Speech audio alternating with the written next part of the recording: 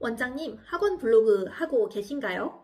아마 대부분의 원장님들이 블로그는 꼭 해야 한다라는 말을 들으셨을 거예요. 그래서 일단 시작은 하셨겠죠? 그런데 꾸준히 올리고는 있는데 문의가 거의 없거나 효과가 있는 건지 모르겠다는 느낌 혹시 받은 적 있으신가요? 노력은 노력대로 하고 효과는 전혀 없고 그러다 결국 블로그 소용없나 봐 하고 그만두는 원장님들이 정말 많으시거든요. 그런데 제가 확실하게 말씀드릴 수 있어요. 블로그를 제대로만 하면 시간과 에너지를 크게 들이지 않고도 최대의 효용을 뽑아낼 수 있다는 걸요. 저는 개인 블로그를 7년 동안 운영하면서 누적 방문자 150만 명을 만들었어요. 거기서 쌓은 노하우를 제 학원 블로그에 그대로 적용했더니 개원 만 2년이 되기도 전에 원생 50명을 달성할 수 있었습니다. 여기서 블로그가 신입생 모집의 1등 공신이었어요. 그러다 보니 다른 원장님들이 저에게 블로그를 많이 묻곤 하시는데요. 그분들의 학원 블로그를 보니까 아쉬운 지점들이 있더라고요. 그래서 준비했습니다. 지금 학원 블로그가 제대로 되어 있는지 전반적으로 점검할 수 있는 체크리스트요.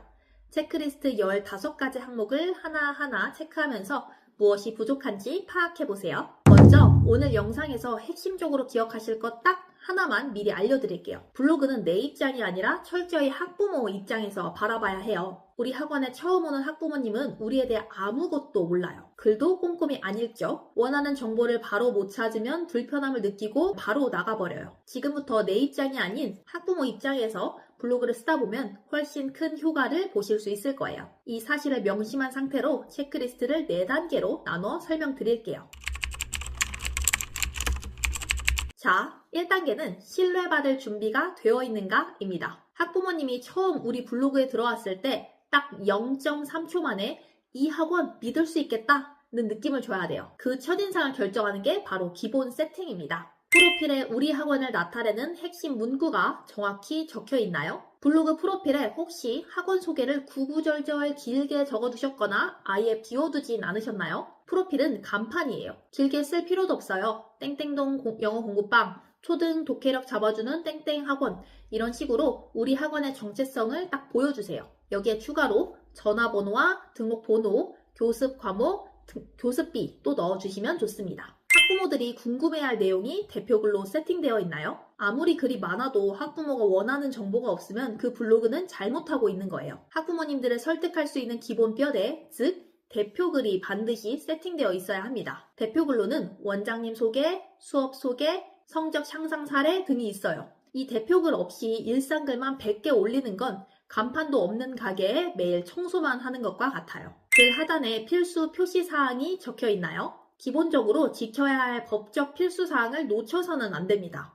요즘 교육청 단속이 강화되면서 학원들이 홍보를 제대로 하고 있는지 검열 나오는 경우가 종종 있어요. 이때 블로그에 학원명, 교습비, 교습 과목, 등록 번호가 명시되어 있지 않으면 경고나 벌점을 받을 수 있습니다. 2단계는 우리 동네 학부모에게 검색되고 있는가예요. 아무리 글을 잘 써도 아무도 못 찾으면 의미가 없는 거잖아요. 광범위한 키워드가 아닌 우리 동네 학부모들이 검색할 만한 구체적인 키워드를 선정했나요?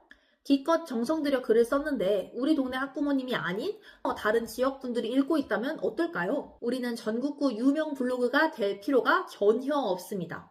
오로지 우리 동네 학부모님들만 읽으면 돼요. 그러니까 초등 영어 공부법 같은 넓은 키워드보다 땡땡동 국어학원, 땡땡초 영어처럼 우리 지역 학부모님들이 실제로 검색창에 칠만한 구체적인 키워드를 써야 돼요. 키워드 뽑는 방법도 앞으로의 학원 마케팅 영상에서 차근차근 알려드릴게요. 선정한 키워드를 제목의 1회, 본문의 3회 이상 자연스럽게 넣었나요? 우리 동네 키워드를 정했다면 이제 네이버가 내 글을 잘 찾을 수 있게 알려줘야겠죠? 내가 노출시키고 싶은 핵심 키워드는 반드시 제목의 1회 들어가야 하고 본문 안에서도 3회 이상 반복해 적어주셔야 상위 노출에 유리합니다. 클릭률을 높여주는 깔끔한 대표 이미지, 즉 썸네일이 있나요? 이건 선택이지만 하면 좋아요. 썸네일은 글의 간판입니다. 검색 결과 화면에서 썸네일이 있는 글이 클릭률이 훨씬 높아요.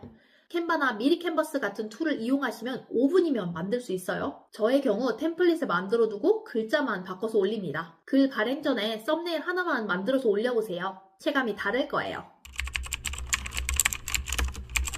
3단계는 클릭한 학부모가 끝까지 읽고 신뢰하는가예요. 검색해서 들어왔다면 이제 읽게 만들어야겠죠. 모바일 가독성을 위해 적절한 글자 크기, 적당한 폰트, 줄 바꿈을 적절히 사용했나요?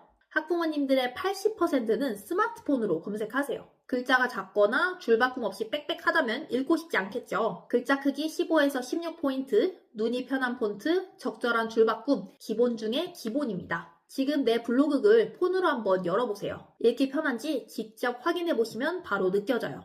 학원 자랑만 하는 것이 아니라 학부모의 고민에 공감하고 실질적인 해결책을 주고 있나요? 100점 몇 명? 우리 학원이 최고 같은 글만 올리고 계시진 않나요? 솔직히 이런 글은 학부모님들이 매력을 못 느껴요. 진짜 문의가 오는 글은 다릅니다. 먼저 이게 고민이지 않으신가요? 처럼 학부모님의 마음을 건드려줘야 돼요. 학부모님이 맞아 우리 애도 그래 라고 공감하게 만들고 그 다음 원장님이 어떻게 해결하고 있는지 보여주시는 거예요. 이런 스토리텔링이 있어야 우리 아이도 여기 보내면 되겠다 라는 확신이 생겨요. 글의 내용을 증명하는 실제 사진, 피드백 장면, 교재, 감사 카톡 등이 포함되어 있나요?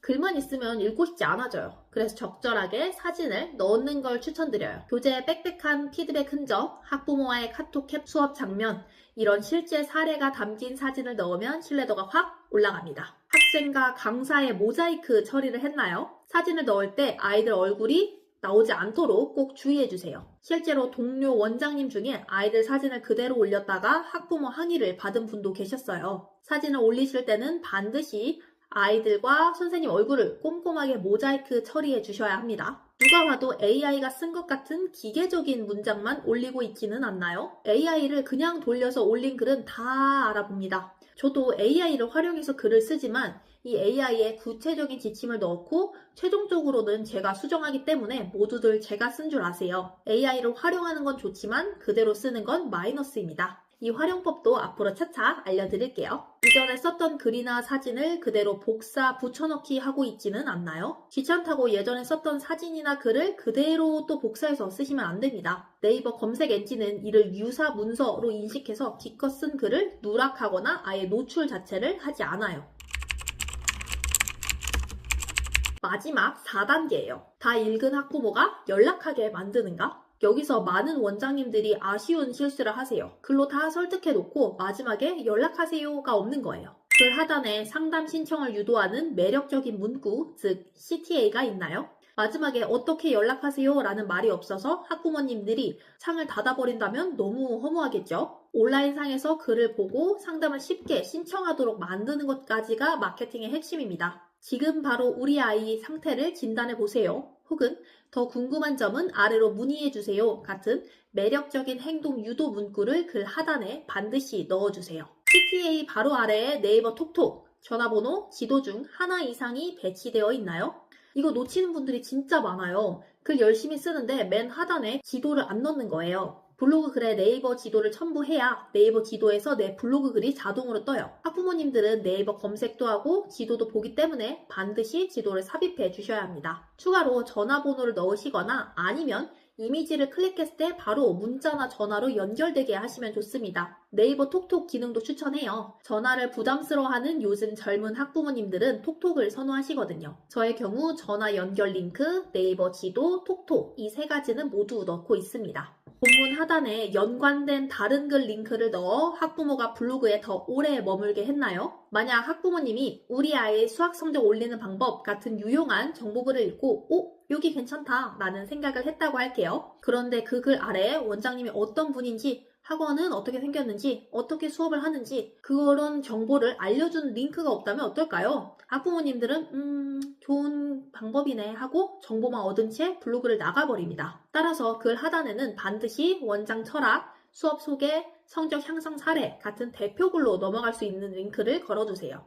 이 링크들이 학부모님들을 블로그에 더 오래 머물게 만들고 결국 상담 문의까지 이어지게 만듭니다. 자, 자, 오늘 4단계 15가지 항목을 다 살펴봤습니다. 원장님들이 직접 항목별로 체크를 하실 수 있게 체크리스트를 만들었어요. 고정 댓글에 달아줄 테니 바로 들어가서 확인해보세요. 여기서 원장님들은 몇 개를 체크하셨나요? 만약 체크를 많이 안 하셨더라도 괜찮아요. 개선할 점이 많다는 건 조금만 손봐도 문의가 폭발할 가능성이 크다는 뜻이니까요. 제대로 된 방향이 아닌 그냥 열심히만 한다면 노력은 노력대로 하는데 문의는 계속 안 오는 상황이 반복될 수도 있습니다.